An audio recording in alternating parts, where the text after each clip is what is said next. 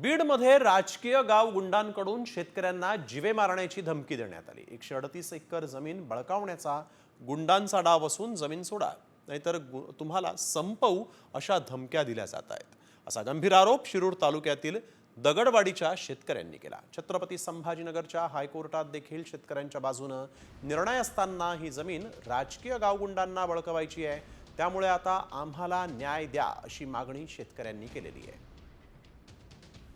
त्यांना ही जमीन आमच्याकडून बळकून कुणाला तरी कंपनीवाल्याला किंवा आपल्या पवन चक्कीवाल्याला कुणाला तरी ते त्यांच्या घशात घालायची, त्यांचा हेच तो उद्देश आहे।